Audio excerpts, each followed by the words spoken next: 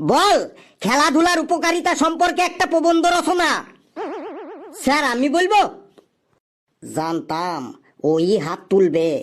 নে ফেলু, তুই বল, কিন্তু এমন কিছু বলিস না যাতে আমার আবার প্রেসার বেড়ে যায়।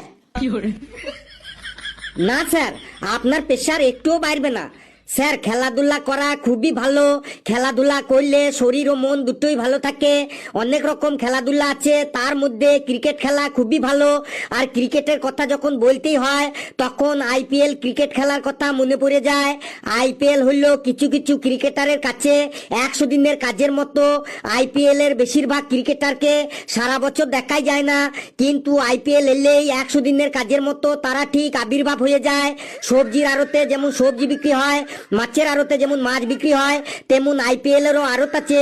সেই আড়ত থেকে সেই ক্রিকেটারদের কোটি কোটি টাকা দিয়ে কিনতে হয়, আর সেই টাকায়